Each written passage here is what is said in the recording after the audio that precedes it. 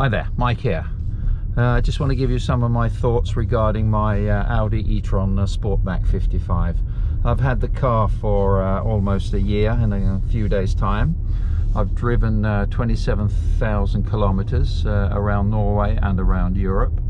So hopefully I will be able to give you some tips, things I like, things I don't like. As regards as the design of the car, I think it's a nice design. It's a flashy looking, nice. I think it's a nice design. It's nice. Sportback I think it's a lot better than the original station wagon. Looks much cleaner and of course much more sportier. While driving down through Europe, we got a lot of comments. People were saying that they thought the car looked very nice. They were giving thumbs up and lots of smiles. I didn't see another e-tron Sportback in the whole of our journey from Oslo down to Barcelona. The car was really nice to drive on the motorways. It was not a problem. You could do 150, 160. You could virtually, you didn't have to hold on to the steering wheel. It was so stable, and it wasn't too noisy either. It was quite a quiet drive. I haven't got the double insulated glass. I wish I had got that, but the car is very quiet actually, especially around town and driving sort of 100 and sort of 100 kilometers an hour. So the design, I do like that. The seats, very comfortable. I've got the sports seats in them, and they're electronic, so they, you get them in, you press the preset button, and it adjusts your driving style or your driving position. So that's really good. I haven't got the full leather. I had the full leather in my BMW that I sold before I bought this one.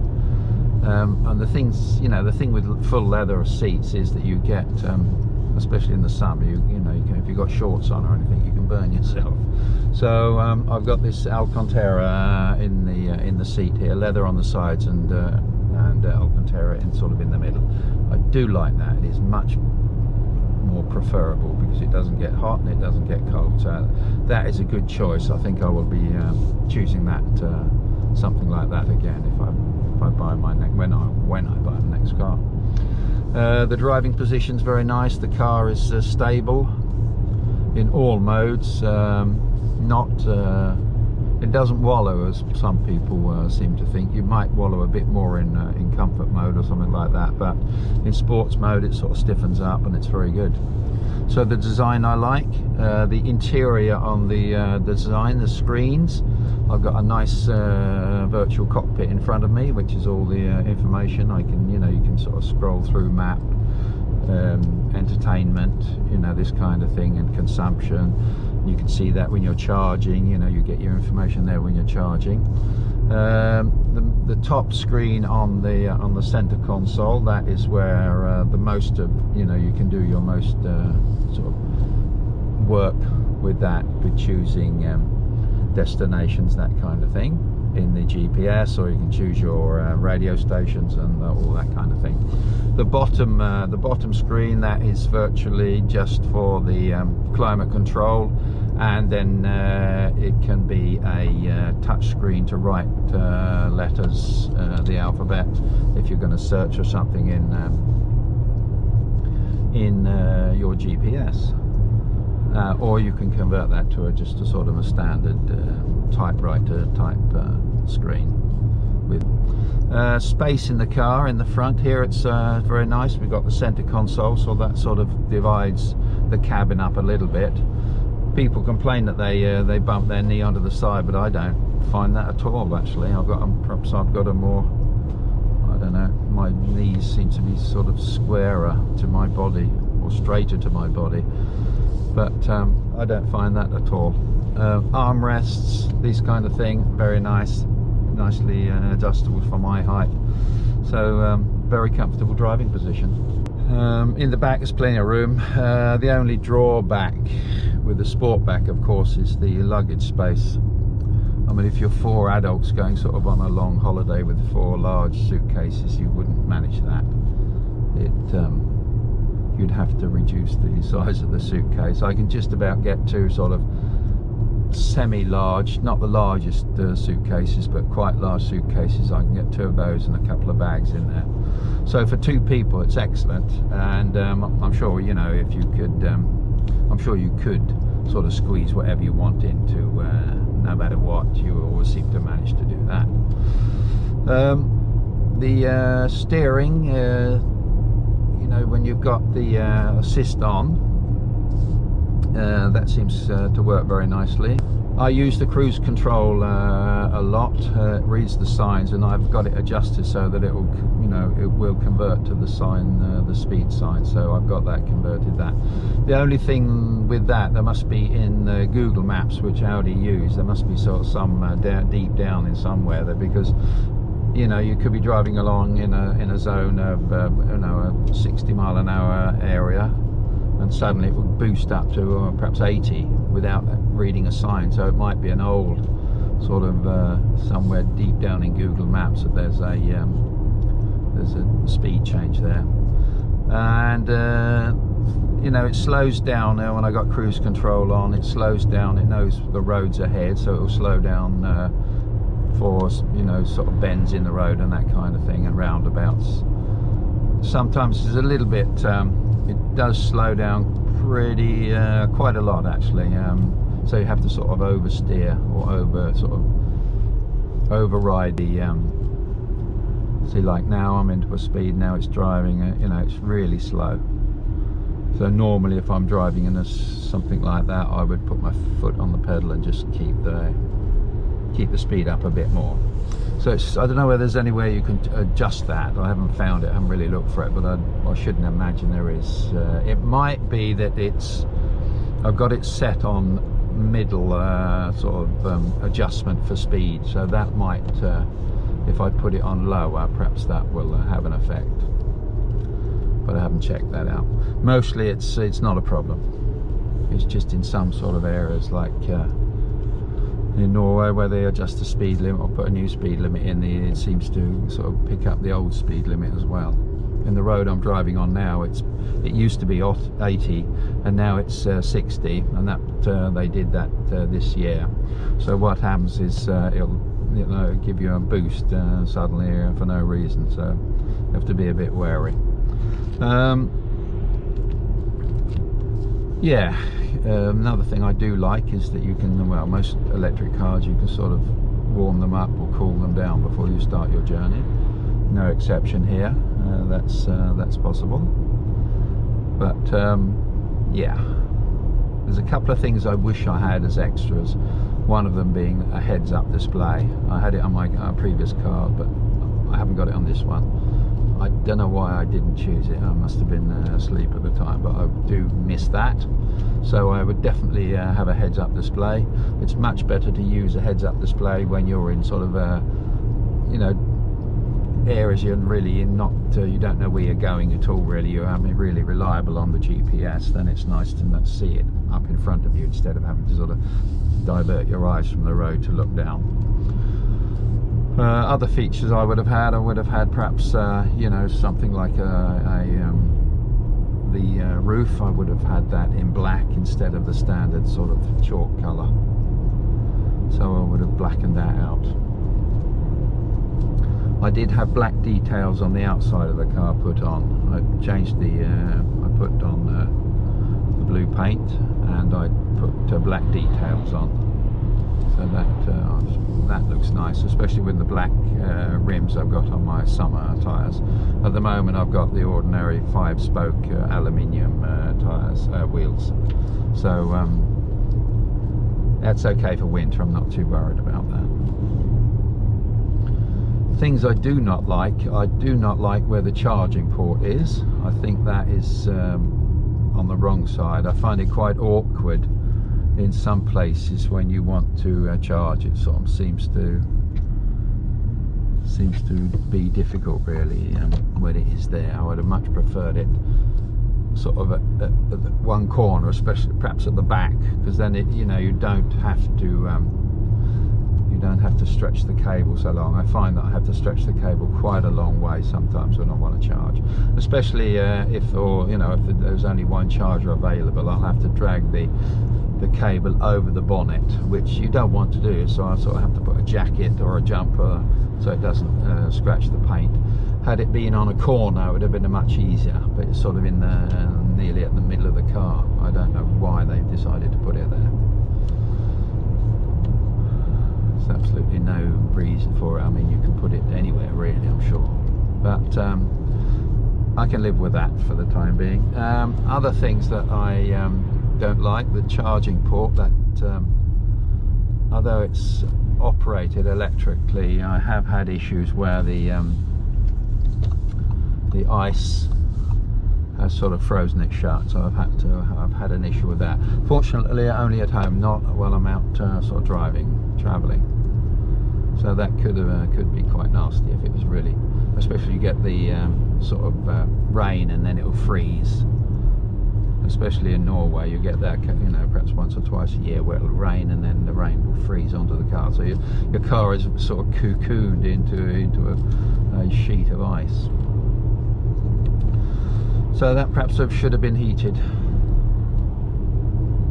Another thing I'm not too sure about is the actual system, where it seems I've had a couple of issues where it is I've started up the car and it hasn't been able to sort of boot up the system, the electronics system for the GPS and that kind of thing. Of course, if that doesn't kick in, you've got no GPS, you've got no radio, you've got nothing.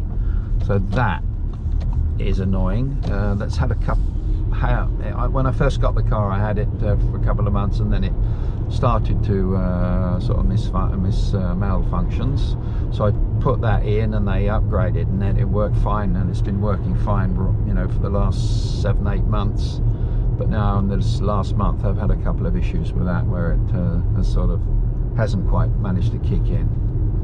So pretty annoying actually, because it usually happens when you want it. You need the GPS or something. So that stable. There is an update that they've sent me an update. Perhaps that will solve the problem. Well, I haven't got over-the-air updates. It's a bit disappointing. Now I've got to book I've got to book with my dealer, and then he's got to sort of. I've done 27,000 kilometers. So when I phoned them, or I sent the message through the Audi system that I needed to update, and they phoned me back and they wondered if I wanted to have the service at the same time. I mean, I don't really want to have the service at 27,000 kilometers instead of 30. I mean, I don't know how much driving I'm going to be doing in the next few months. I might not even drive 3,000 kilometers in the next few months. I don't know. So that's, over-the-air update would be okay actually. I wouldn't mind that.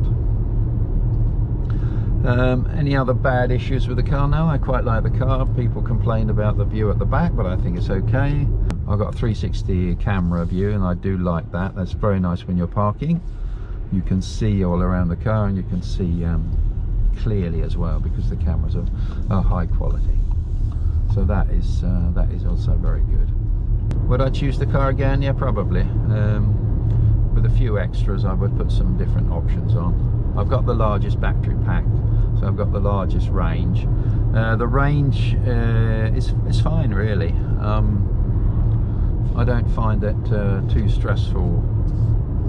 I haven't got range anxiety actually. What I do have a problem with is that once you get to a charger, is the damn thing going to work? That's the biggest issue. I think another thing with this car is that it's got a long handshake. Is it going to work? Is it going to work? It takes over a minute.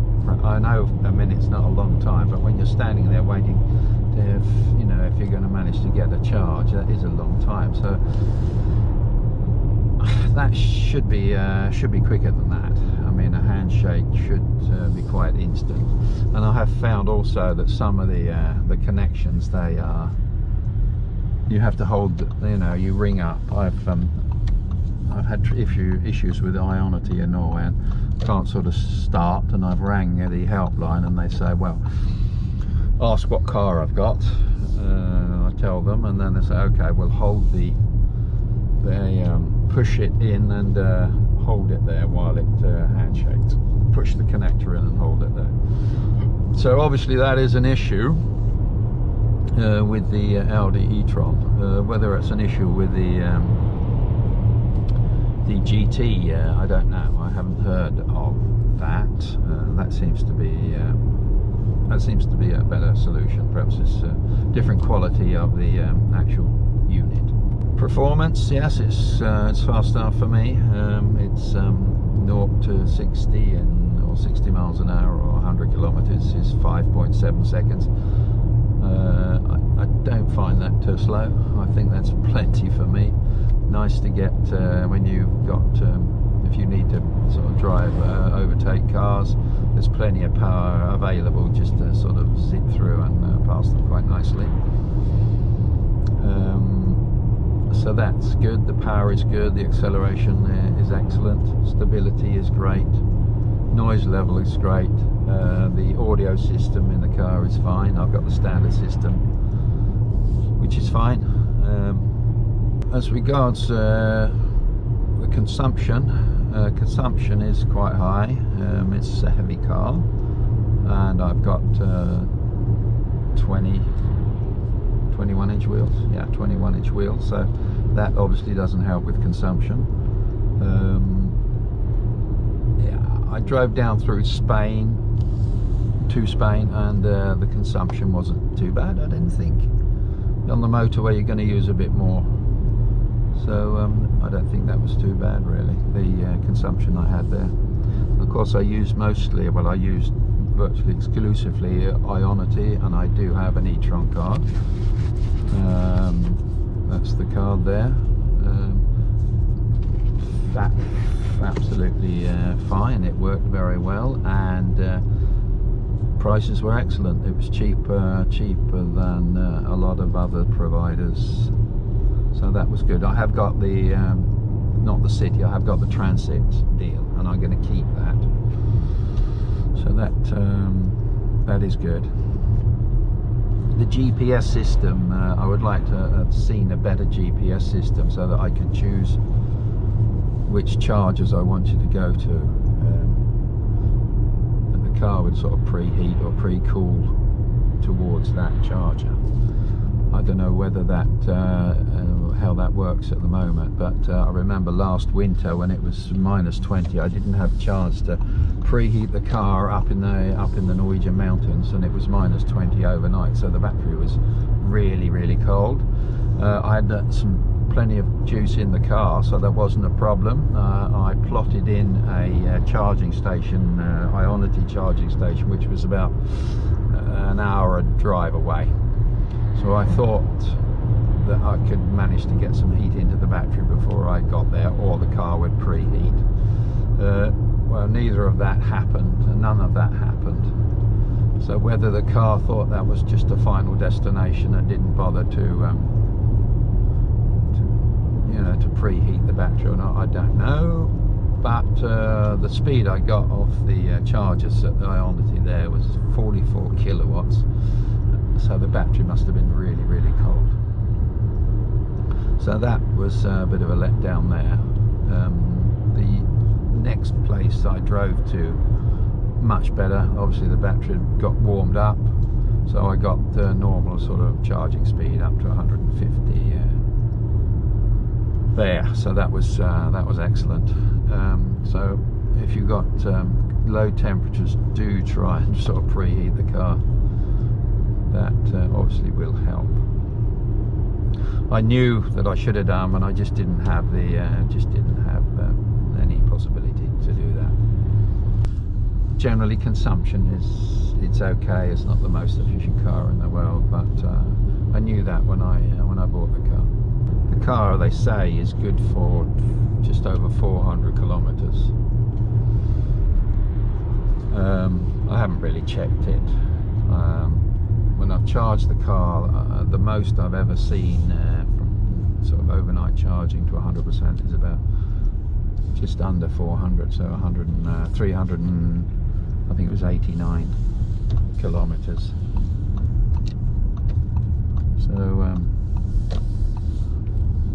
I may have got more than 400 out of it, but I don't charge, I don't sort of drive down to zero anyway. So I usually drive hour and a half, 2 hours maybe, and then I'll stop. That seems to be sort of how the distance between the Ionity chargers that I've used anyway in Europe. In Norway there's a lot of cars that are electric, so the chargers are, especially on, you know, in the weekends, holiday sort of things like that, be a lot of people going up in the mountains. So, you know, where the chargers are up in the mountains, they seem to be, you know, they're overloaded at certain times. So it's best to try and avoid those chargers all those times. Usually you don't have to wait too long.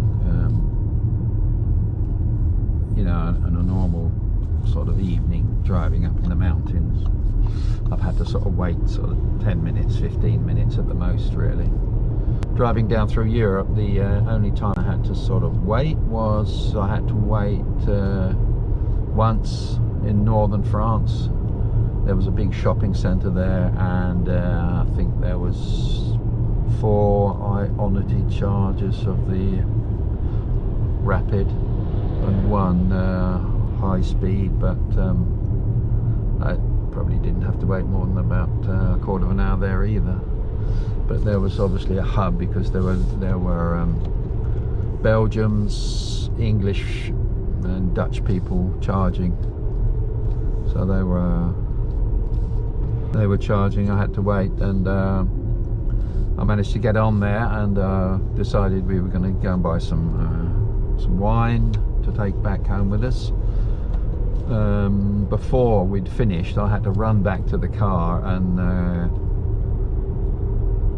make the car was fully charged, so I had to run back to the car, disconnect it so that the next person could get start charging. I know that is it's good manners to not sort of leave the car plugged in when it's finished charging, or when you're good to go. If we all do that, it wouldn't be too bad. But some people, I don't know why, they seem to sort of leave their car and not bother about checking whether they've got a full battery, and then go out and move it. They seem to think that's fine just to leave it there, stuck there, and just take up a charging position, which is not good manners.